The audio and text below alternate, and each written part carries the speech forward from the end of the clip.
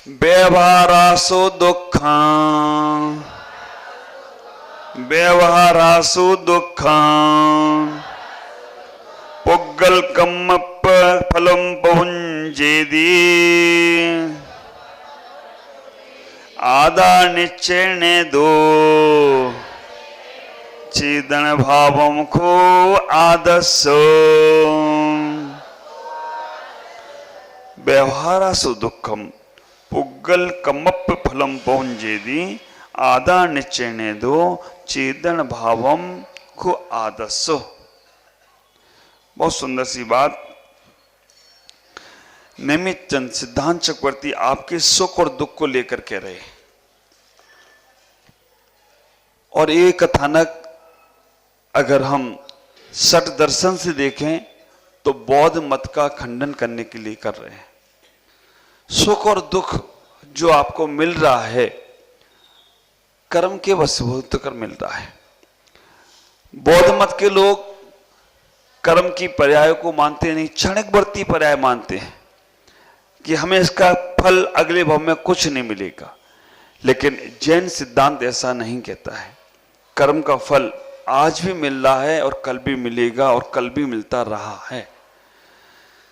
Decide हमें करना है, सोचना हमें कि कर्म का फल हमें मिल रहा है या आत्मा को मिल रहा है।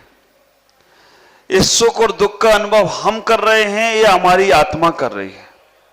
सुख और दुख जो हमें मिल रहा है, हम कभी प्रसन्न होते हैं, कभी दुखी होते हैं, कभी हमारे साता का उदय चलता है, कभी हमारे असाता का उदय चलता है, कभी हमारे अंदर बहुत आनंद से भर जाते हैं और कभी हम विषाद से भर जाते हैं।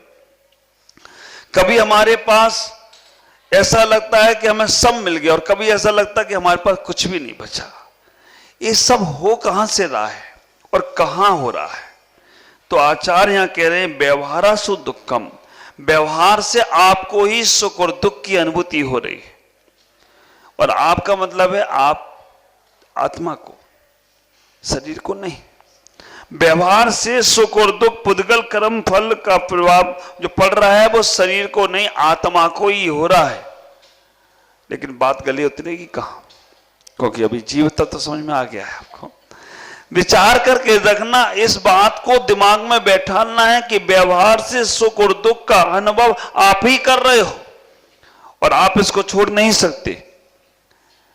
क्योंकि जब हम अभी जीवन संसार में व्यवहार में जी रहे हैं, लक्ष्य तो हमने बना लिया। अर्जुन ने आंख देखी और आंख का लक्ष्य बना लिया है, लक्ष्य तो बना लिया है, लेकिन व्यवहार में तीर भी चलाया है, व्यवहार में कमान भी उठाई है। तो हमें अपने जीवन में इतना ही ख्याल करके रखना, जो सुख और दुख का अनुभव कर रहा है मेरी आत्मा, वो इस व्यवहार के कारण से कर्मों से बंधी हुई है, इसलिए वो सुख और दुख का अनुभव कर रही है। आदा निश्चय ने दो, निश्चय ने से चेतन भावा को आदर्श, निश्चय ने से जो आत्मा है वो अपने आत्मा का ही स्वाद कर रही है, आत्मा के ही सुख में डूबी हुई है, आत्मा के सुख में ही लगी हुई है। तो हमारे मन में भाव आ जाना चाहिए, ये जो व्यवहार क्रियाएं हम कर रहे हैं, कभी सुखी हो रहे हैं, कभी दुखी हो रहे हैं, ये सब व्यवहार का जीवन है और इससे हम जल्दी प्रभावित हो जाते हैं। लेकिन एक बार अगर अंतरंग का सुख प्राप्त होने लग गया, एक बार अगर अंतरंग की व्यवस्था बनती चली गई, भले ही वहां पहुंचे नहीं लेकिन फिर भी आनंद तो आता है। सिद्ध अवस्था को पहुंच गए तो फिर तुम्हें कभी कोई दुख होने वाला ही नहीं है। लेकिन जब तक वो लक्ष्य पर, मंजिल पर नहीं पहुंचे हैं, तब तक हमें मार्ग को देखकर चलना पड़ेगा। मार्ग में कहीं गड्ढे हैं, मार्ग में कहीं पर टूटा फूटा है, तो हमें बच के जाना है। किन्हीं व्यक्तियों से हमें सुख मिल जाता है और किन्हीं व्यक्तियों से हमें दुख मिल जाता है। व्यक्ति सुख दुख में कारण है या तुम्हारा कर्म सुख दुख में कारण है? हाँ, व्यक्ति तो निमित्त मात्र है, केवल तुम्हारे अंदर जैसा बैठा है वैसा ही होता है। विचार करके रखना, दर्पण के सामने जाओ तो जैसा तुम्हारा चेहरा है वैसा ही दिखेगा। इसलिए कोई किसी के भी सुख दुख में कारण हो नहीं सकता। बस इतना ही है कि हमारे कर्म का उदय है, लेकिन हमने उस कर्म को समझा नहीं। इनके माध्यम से मुझे दुख होता है, इनके माध्यम से मुझे सुख होता है। व्यवहार में ऐसा ही कहने को आता है, व्यवहार का कथन ऐसा ही आता है, लेकिन हमें अपने मन में इतना विचार करके रखना है कि जैसे बीज बोए हैं वैसा ही फल मिल रहा है। बीज बोए बबूल के तो फल कैसे खाए, आम के फल कैसे खाओगे? तो तुम्हारे जीवन में कोई कुछ भी करने वाला नहीं है। मैं भी अगर तुम्हें कुछ करना चाहूं तो कर नहीं सकता हूं। बस आपको इतना ही अगर मन में दृढ़ सिद्धांत आ जाए कि मेरे सुख दुख का कर्ता मैं ही हूं, भोक्ता भी मैं ही हूं, यह विचार करना। लेकिन जब तक संसार अवस्था है तभी तक चलेगा। जैसे संसार अवस्था से निकले, कर्मों का क्षय किया, फिर तुम्हें सुखी सुख मिलने वाला है। विचार करो, संसार में इंद्रियजन सुख है, इंद्रियों के माध्यम से सुख प्राप्त करते हो। और संसार के सुख तो ऐसे हैं, सर्दी का समय छत पर सो रहे हो, रजाई छोटी है, पैर लंबे हैं और पानी गिरने लग गया है, क्या करोगे? आप विचार करके रखना, पैर ढाकते हो तो सर खुल जाता है और सर ढाकते हो तो पैर खुल जाता है, और दोनों ढाको तो गुड़ी मुड़ी हो जाते जैसे मां के पेट में बैठे हो। संसार का सुख तो ऐसा ही है। एक सुख मिलता है, पानी का कांच का गिलास लिया और हम जैसे ही पीने वाले थे, झटका लगा, गिरा और गिरा तो चूर चूर हो गया। एक सुख मिलता है और वो पूरा हो नहीं पाता, दुख तैयार हो जाता है।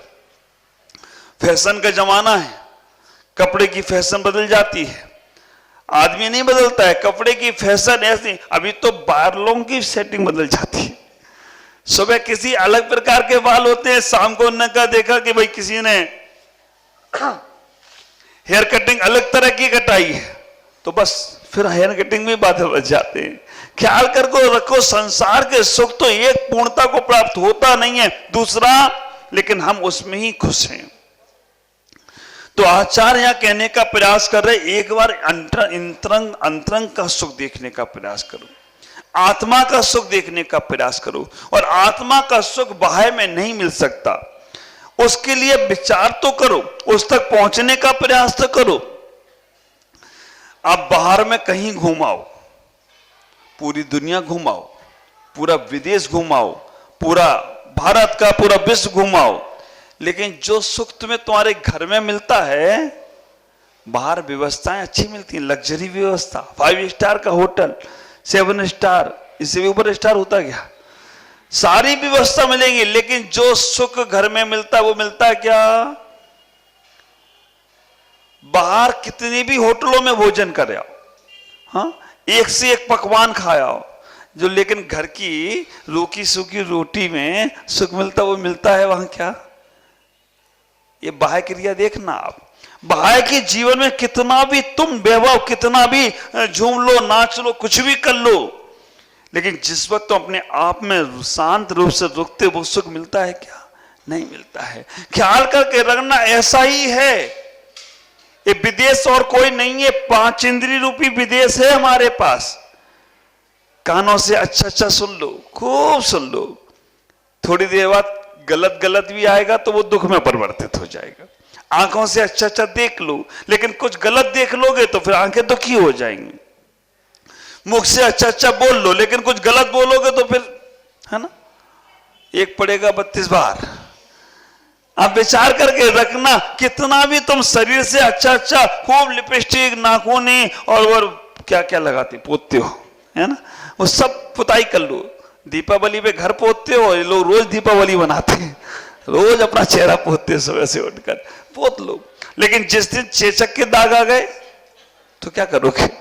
ख्याल करके रखना, जिस दिन झुर्रियां पड़ गई तो क्या करोगे? क्योंकि ये संसार का सुख है, और एक बार तुमने अपना इंटरनल सुख पा लिया, आत्मा के सुख को पाने का प्रयास कर लिया, तो बाहर के चाहे अच्छे शब्द सुनाई दें या बुरे शब्द सुनाई दें, तुम्हें फर्क नहीं पड़ने वाला। बाहर अच्छा देखे या बुरा देखे, तुम्हें फर्क पड़ने वाला नहीं।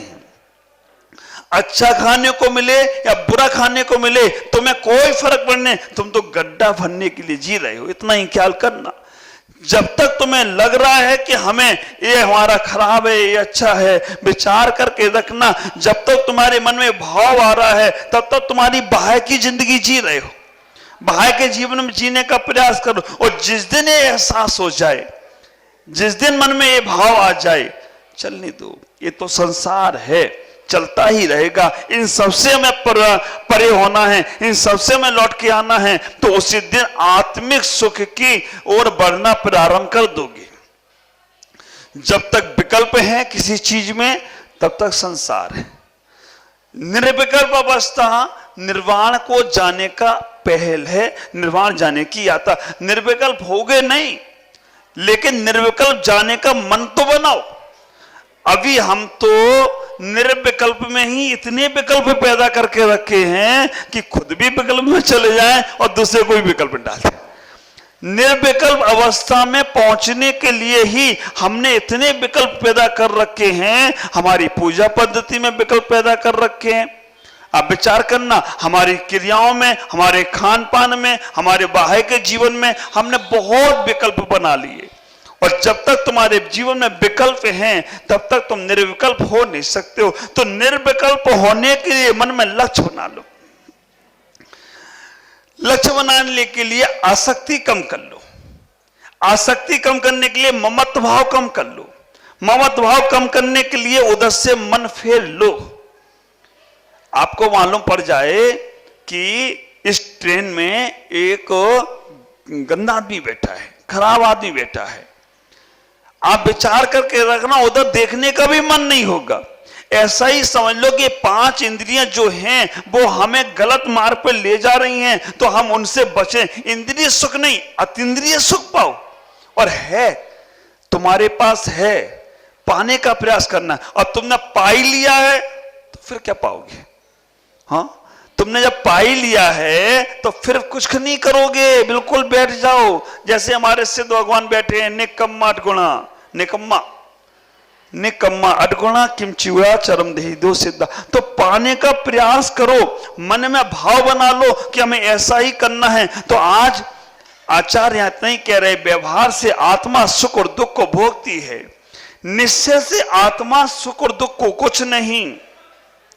ख्याल करके रखना, संसार की क्रिया तुम्हें लखपति बनाती है।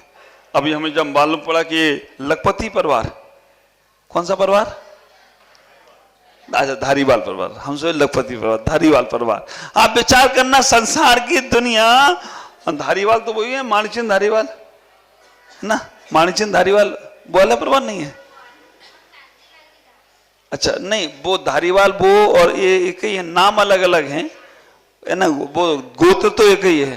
हाँ, माणिकचंद गुटका का परिवार वही परिवार, गोत्र तो एक ही है। विचार करो, तो संसार की चीजें, संसार के लोग तुम्हें लखपति बना सकते हैं, करोड़पति बना सकते हैं, खरबपति बना सकते हैं। संसार के सुख तुम्हें अरब खरबपति बना सकते हैं। लेकिन एक बार तुमने अंदर का सुख पाने का प्रयास कर लिया तो तुम अनंतपति बन जाओ, तो कोई आश्चर्य की बात नहीं है। हमारा जैन आगम तुम्हें अनंतपति बनाने की बात करता है। जैन आगम तुम्हें अनंत में मिलाने की बात करता है। जैन सिद्धांत तुम्हें अनंत में पहुंचाने की बात करता है। लेकिन हम बाहर की क्रियाओं से निपटे, तब बाहर की क्रियाओं में उलझे इतने पड़े हैं। सिद्धांत उलझने के लिए नहीं, सुलझने के लिए है। जैन आगम जो संसार में अनंत काल से उलझे पड़े हो क्रियाओं में, जो अनंत काल से उलझे पड़े हो सिद्धांतों में, जो अनंत काल से उलझे पड़े हो स्वाध्याय में, जो अनंत काल से उलझे पड़े हो व्रत उपवास में, जो अनंत काल से उलझे पड़े हो त्याग और संयम में, बस उससे निकलना है। निकलना है तो पहले पढ़ना पड़ेगा चक्कर में। आप विचार करना, एक व्यक्ति, हमने बोला था क्षमावाणी वाले दिन, इंदौर में क्षमावाणी के पहले ही उसने चांटा मारा जोर से। क्यों मारा? गलती करेंगे तभी तो क्षमा मांगेंगे, उत्तम क्षमा, आप क्षमा करो मुझे। विचार करना, हमने गलती नहीं करी तो क्षमा किसकी मांगे? तो पहले गलती करेंगे तब क्षमा मांगेंगे। तो आप निकलना है तो निकलोगे तभी जब आप उसमें फंसे हो, ये महसूस हो जाए मैं फंसा हूं और मैं निकली गया हूं, तो फिर कब महसूस करोगे? ख्याल करके रखना, मुझे ये एहसास होना चाहिए कि मैं संसार की क्रियाओं में फंसा हूं, संसार के उलझनों में फंसा हूं, मैं संसार के उसमें उलझा पड़ा हूं, इनसे निकलना है। व्रत नियम संयम लेकर भी ये उसमें फंस मत जाना।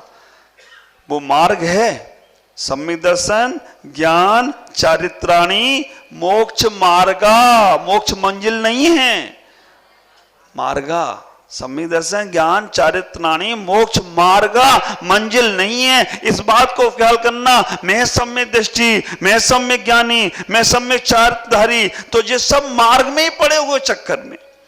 मंजिल तो वो है जहां ये भेदभाव ही खत्म हो जाए। और जब तक मंजिल को नहीं पाया है ना, तो ख्याल करना, मार्ग छोड़ मत देना।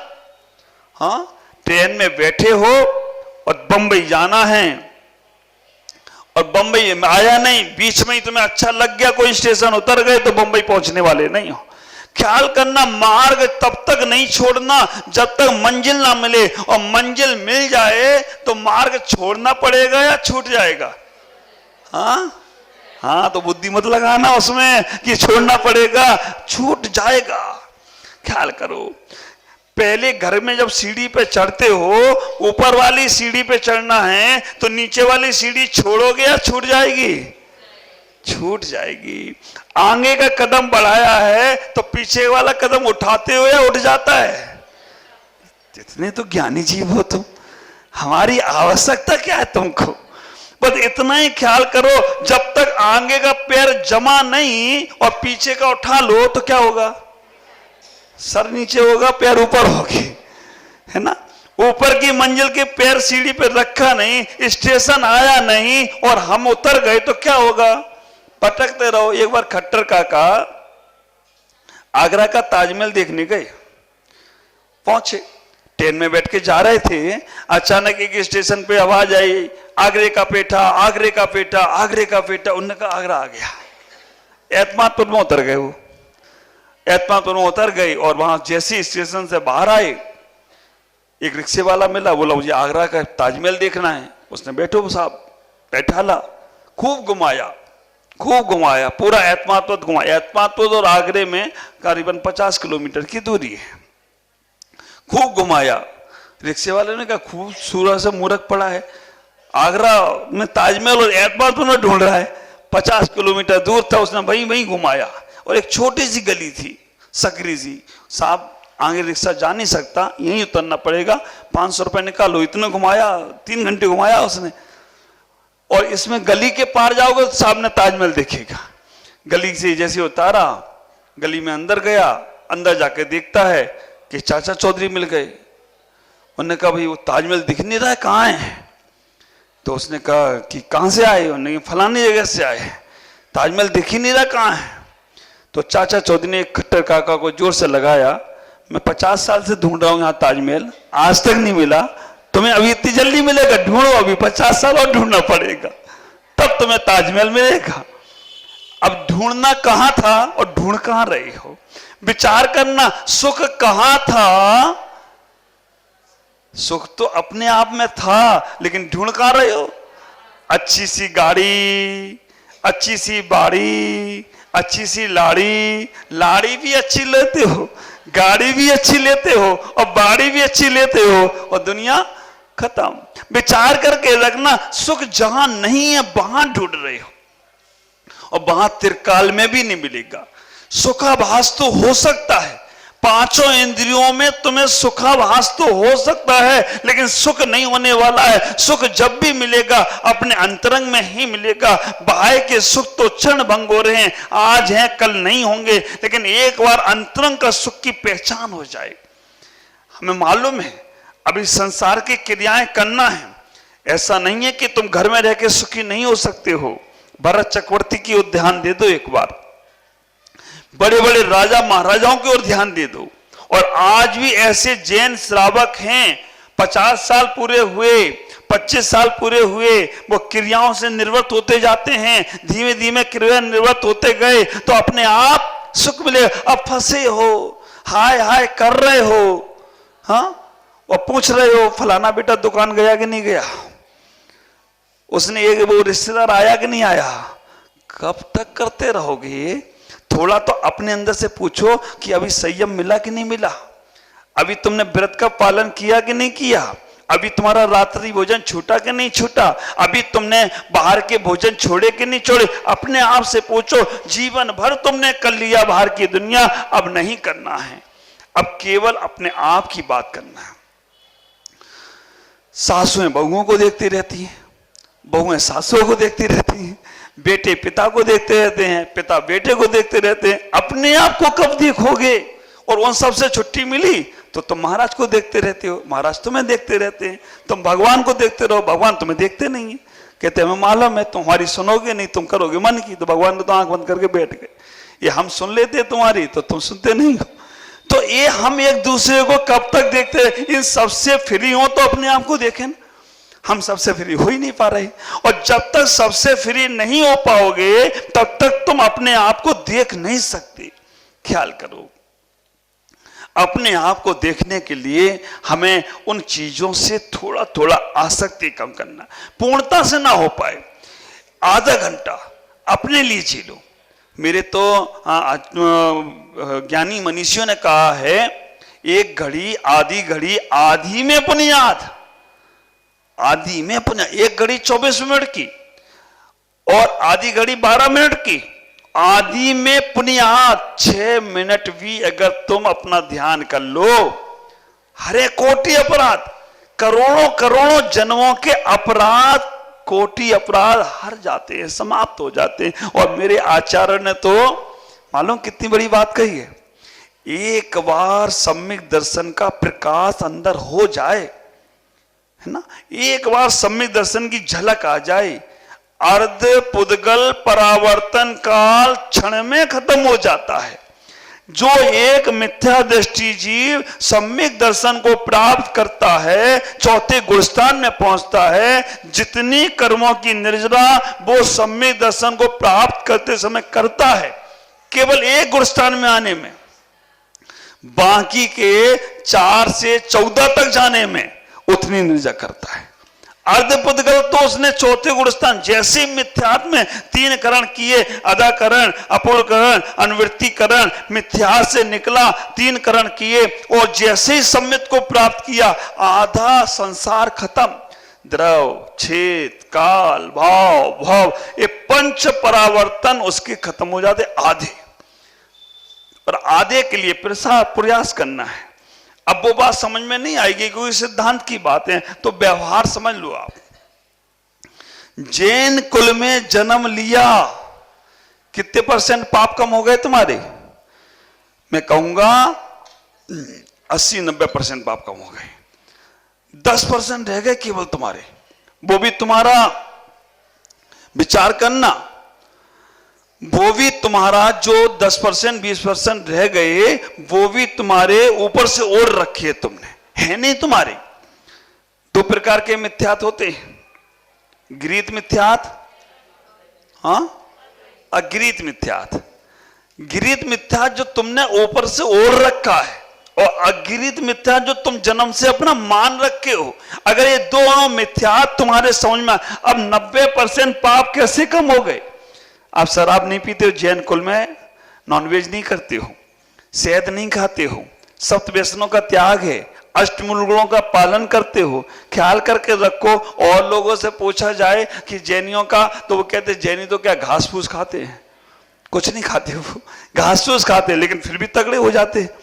तुम सब खा रहे हो फिर भी तुम्हारे पास कुछ नहीं है, लेकिन जैनी कुछ नहीं खाकर भी बहुत मस्त हैं, इतने तगड़े हैं जैनी, खा पी के भी, कुछ भी घास फूस खा के मोक्ष चले जाते हैं। और तुम सब कुछ खाने के बाद भी स्वर्ग नहीं जा पा रहे हो। क्या स्थिति तुम्हारी? अगर हम बिना खा के भी, हम सब बिना पढ़े लिखे हम मेरिट में आ जाएं। हमारे आचार्यों ने कहा है कि हमारे को स्कूल कॉलेज की पढ़ाई नहीं करना चाहिए, क्योंकि बिना पढ़े हमारे एक भी भगवान पढ़ने नहीं गई और सब केवल ज्ञानी हो गई। और तुम कितने पढ़ पढ़ के कौन से ज्ञानी हुए? लेवल ज्ञानी हुए बस, और लेवल भी लेवल ठोके जा रहे हो और कुछ नहीं कर रहे, क्योंकि बाहर के ज्ञान तो पा लिए तुमने, लेकिन अंतरंग ज्ञान तो कल से पढ़ाई बंद बच्चों की।